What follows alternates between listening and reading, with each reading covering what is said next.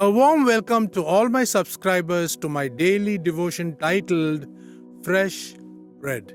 My sermon this day is titled, How Did the Jews Miss Out on Their Messiah? The four Gospels in the New Testament are probably the most widely read parts of the Bible after the book of Psalms. They were never written during the time Jesus walked on earth. The Holy Spirit brought the life and events of Jesus years after he died.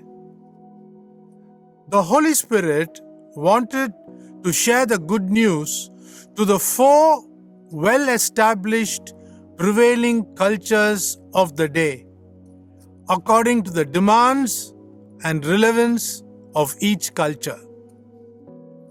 The Gospel of Matthew was specifically written to the Jewish audience. Matthew was a tax collector, and he does not present the story of Jesus Christ chronologically, but presents the facts topically. Since the Jews gave so much importance to genealogies, that is the roots from which they came, Matthew traces the lineage of Jesus to Abraham and David, who were both Jews themselves.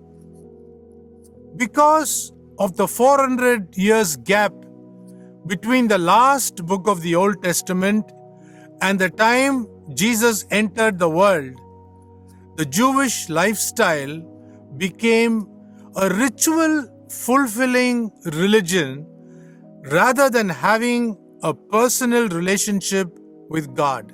The Jews failed to read the Old Testament writings carefully and failed in their devotion to God.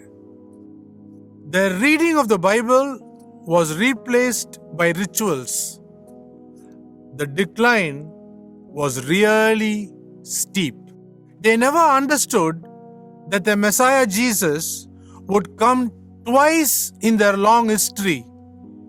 The first time to deal with sin, and the second time to save those who are waiting for him. Read Hebrews chapter 9 verse 28 and you will understand. They expected Jesus Christ to come like a political leader riding a horse like Alexander the Great to set the Jewish community free from the iron-fisted Roman rule. Unfortunately, the Messiah came riding to town on a donkey, only to lay down his life for the sins of this whole world. Because Jesus did not conquer the Romans in the way they expected, they angrily refused to accept him as their spiritual Messiah till date. Matthew, the Gospel writer, had a tough job in his hands to prove to the angry, unbelieving Jews that he was their Messiah.